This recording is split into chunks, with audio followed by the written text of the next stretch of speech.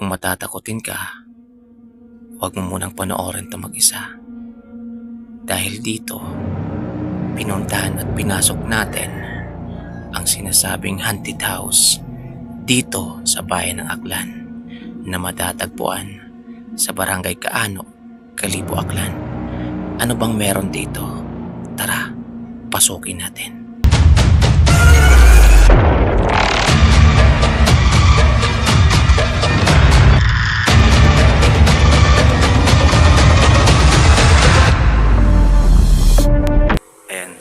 Ayan siya mga Q. Ayan, hindi pa ako nakapasok dyan mga Q. Ayun, pasukin natin. Tingnan natin mga Q yung ano yung nasa loob niyan.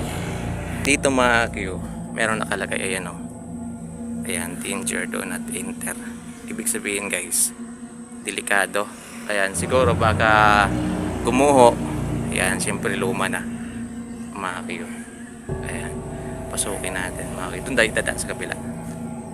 Ayan o, kinakamuyan na dito ng mga damo-damo. Ayan, bakit? Grabe, ilang taon na ba ito? Tagal na siguro ito mga Q. Ayan o, pasok tayo dito. Ay, may tao dun o. Ayan, si Kuya. Ayan, pagpasok mo mga Q, ganito dito sa loob o. Ayan, grabe, napaka-konkreto ng bahay na to guys. Amoy ihi. Ayan o. Ingat-ingat lang tayo mga Q kasi ayan si tatay, tanongin natin.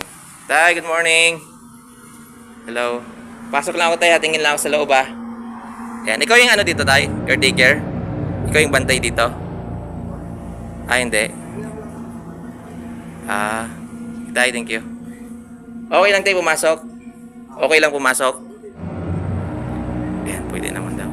So dito mga Q, dito siguro yung parang ano nila, parang receiving area nila na mabisita. Ayan, nung mga okay pa yung bahay na ito mga Q. Tingnan nyo naman dito. Yan yata yung main door eh. Tapos mayroon din dun sa likod. Ayan o. Grabe yung mga bakal na ginamit mga Q. Yun. Hindi lang siya basta kabilya mga Q. Ayan, ganito dito. Ayan, tapos dito sa kabila, dito muna tayo mga Q. Uy! Mayroong pulan. May pulan dito mga Q. So ibig sabihin, ayan o. Ito. Yun.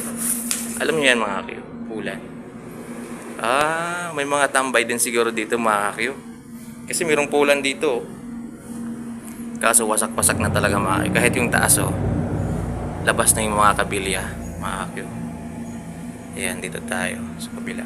Ito, merong CR dito. Ayan, ito yung CR. Ay, baka may mga dumi dito. Ayan, ito yung CR mga Q. Yung mga sinaunang ano dito. Ito, parang bathtub. Uy! Eh, joke lang. Pao!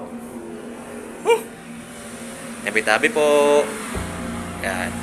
Dito naman mga Q. Ito, marami ng ano, parang mga lupa. Ayan. Dito sa kabila. Ito parang kwarto. Parang kwarto ito mga Q.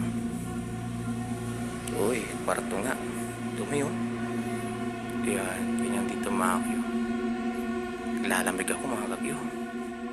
Ayan, wasak na dun sa taas. Yan siguro kaya nilagyan nila dun ng ano, ng do not enter. Kasi nga ito parang gumuguho na yung mga ibang part. Ayan o. Dito siguro mga Q yung bandang kusina. Tabi-tabi po. Ayan o. Ito may mga vandalism dyan. May mga sumusulat. Ito mga Q yung kusina. Ayan o. Ayan. Yung kusina. Laki ng kusina ng bahay na ito mga Q. Ayan. Dito may mga putik-putik na. Katakot mga Q. Ayan. Tabi-tabi po. Yan dito may mga bote. So ibig sabihin mga Q, marami mga umiinom dito guys. Kasi tingnan nyo, bote ng soft drinks. Ayan, may mga alcoholic drink, emperador. Yun o. Yan, ang laki ng kusina nila mga Q. Ganito talaga yung mga sinaunang mga design ng bahay mga Q. Tingnan yung mga ganyan. Tingnan yung ano nila. Parang lutuan nila dito. Ayan o.